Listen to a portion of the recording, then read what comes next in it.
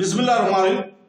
السلام علیکم دوستوں، بہنوں، بھائیوں اور بزرگوں، ہم وہیں سے بیان کرنا شروع کر رہے ہیں جہاں سے کل ہم نے روکا تھا۔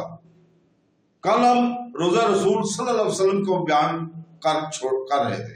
یہ موضوع کا تیسرا حصہ ہے، مقدس چیمبر کی تاریخ، حجرات۔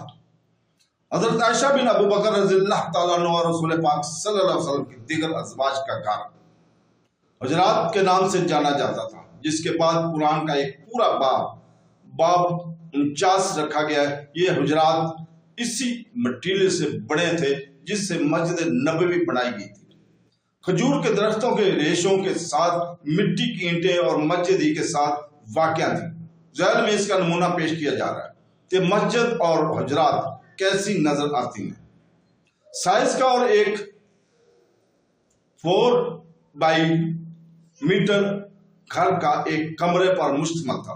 تقریباً 5 چھوٹے پچھواڑے ہر گھر کی چھت کو اٹھاتے ہوئے ہاتھ سے چھوا جا سکتا تھا۔ جب نبی کریم صلی اللہ علیہ وسلم مدینہ منورہ ہجرت کی تو آپ کی 2 بیویاں تھیں، حضرت عائشہ رضی اللہ تعالیٰ عنہ اور حضرت سودا بنت زمع جو آپ کی دوسری بیوی تھی۔ ان دونوں کے مکانات ایک دوسرے کے ساتھ مسجد نبوی کے عقب سے ملاقہ بنائے گئے تھے، جو قبلہ رخ بدل کر شمال سے جنوب کی طرف مسجد کے سامنے بڑھ گئی تھی۔ رسول پاک صلی اللہ علیہ وسلم کی چوتھی بیوی حضرت حفصہ بنت عمر کا گھر اور عمر بن خطاب اول کی بیٹی حضرت عائشہ کے گھر کے جنوب میں جلد ہی تعمیر کی گئی۔ ایک تنگ گلی نے مکانات کو الگ کر دیا تھا، جو صرف اتنا چوڑا تھا کہ ایک شخص وہاں سے گزر سکتا تھا۔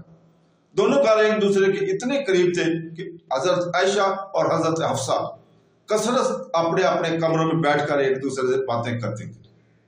حضرت حفصہ رضی اللہ تعالیٰ عنہ کے گھر کا ایک حصہ آج حجرہ مقدس کے اندر واقع ہے، اور باقی حصہ وہ ہے جہاں زائرین نبی کریم صلی اللہ علیہ وسلم کو سلام کرتے ہوئے کھڑے ہوتے ہیں۔ پیغمبر اسلام، ان کی بیٹی حضرت فاطمہ الزہرا اور ان کے داماد حضرت علی ابن علی طالب کے لیے بھی ایک گھر بنایا گیا تھا۔ یہ گھر حضرت عائشہ کے حجرے کے جنوب میں واقع تھا، اور وہ جگہ تھی جہاں دونوں کی شادی ہوئی تھی۔ پیغمبر اسلام حضرت فاطمہ الزہرا کے بارے میں دریافت کرنے کے لیے کبھی کبھی اس گھر کا دروازہ کھول کر دیکھ لیتے تھے۔ حضرت عائشہ رضی اللہ تعالیٰ عنہ کے گھر کے 2 دروازے تھے، ایک مسجد نبوی کی طرف جاتا تھا اور دوسرا شمال کی طرف کھلتا تھا۔ یہ بہت سے طریقوں سے خاص تھا۔ نبی کریم صلی اللہ علیہ وسلم ان ایوانوں میں گشت کرتے ہوئے جیسا کہ اس نے خود کہا، اے ام سلمہ رضی اللہ تعالیٰ عنہ، مجھے حضرت عائشہ رضی اللہ تعالیٰ کے بارے میں تکلیف نہ پہنچائے، کیونکہ میں حضرت عائشہ کے علاوہ تم میں سے کسی عورت کی آغوش میں لیٹی ہوئی تھی تو مجھے وحی نہیں ملی۔ نبی کریم صلی اللہ علیہ وسلم نے اپنی دوسری ازواج محترات سے اجازت لینے کے بعد اپنی زندگی کے آخری چند دن یہاں کیا فرمایا۔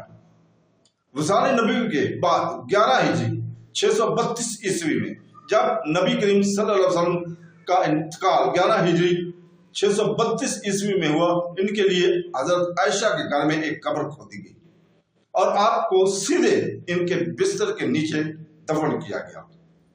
2 سال بعد ان کے ساتھی ابو بکر صدیق اور کو ان کے ساتھ دفن کی گیا۔ اس کے 10 سال بعد حضرت عمر بن خطاب اول کو اسی کمرے میں دفن کیا گیا۔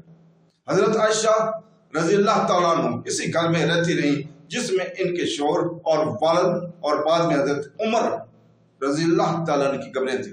وہ ایک چھوٹی سی جگہ میں رہتی تھیں جس پر قبروں کا قبضہ نہیں تھا، یہاں تک کہ ان کا انتقال 58 ہجری 678 عیسوی میں ہوا، جو کہ رسول پاک صلی اللہ علیہ وسلم کی وفات کے 47 سال بعد ہوا۔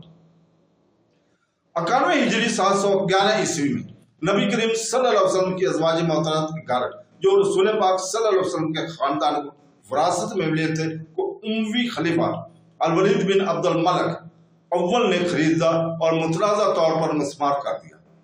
مسجد نبوی کی توسیع کا حکم اس وقت تک مدینہ میں کوئی زندہ صحابی نہیں تھے اور یہ مکانات خالی تھے۔ البتہ نواسہ رسول علی ابن حسین زین العابدین बाकायदगी से घर में बैठते और कभी घर से मस्जिद नबवी में इज्तिमा से गुफ्तगू करते। और जब इसकी खबर मदीना में फैली तो अहले मदीना गम से निडाल हो गए और शहर मुबारक की फजा गम से भर गई। हजरत उमर बिन अबी अनस अव्वल बयान करते हैं कि वो मस्जिद नबवी में थे।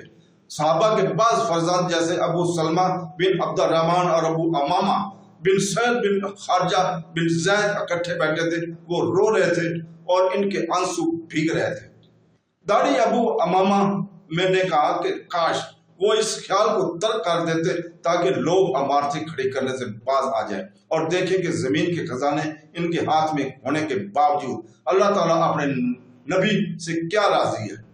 मशहूर ताबी सईद बिन मसीह ने कहा है कि मैं अल्लाह की कसम खाकर कहता हूँ अगर वो इन्हें छोड़ देते तो मैं इसे पसंद करता। मदीना से एक नई नस्ल और दुनिया भर से मोमिनीन जमा होंगे। वो नबी करीम सल्लल्लाहु अलैहि वसल्लम की कफायत शाही का मुशाहिदा करेंगे और मदिल लज्जतों के लालच और एक दूसरे से मुकाबला करने की हौसला शक्नी करेंगे। उमर बिन अब्दुल अजीज जो इस वक्त मदीना के गवर्नर थे, जो खलीफा बने हुए थे, ने खुद हिजरत के इक़दाम में हिस्सा लिया। आयशा हजरत आयशा का घर गिराया गया तो 3 कब्रें नमूदार हुई। रिजा बिन हवा फतह बारी में बयान करते हैं अल वलीद बिन अब्दुल मलक ने उमर बिन अब्दुल अजीज को लिखा कि वो रसूल पाक सल्लल्लाहु अलैहि वसल्लम की अज़वाज महतारात के कमरे खरीद लें ताकि इस जगह को मस्जिद की हदूद में शामिल किया जा सके। हुजरों की दीवारें हटाई गई तो ये कब्रें नजर आने लगी। कब्रों पर रेतली मिट्टी हमवार हो चुकी थी। हजरत उमर बिन अब्दुल अजीज ने मस्जिद नबवी की तौसीह के दौरान हजरत आयशा के हुजरे की दीवारें दोबारा तामीर करवाएं। तो प्यारे दोस्तों, आज हम यहीं रुकते हैं। बाकी इसकी तारीख यहाँ से अगली वीडियो में बयान की जाएगी। तो दोस्तों, अल्लाह हाफ़िज़।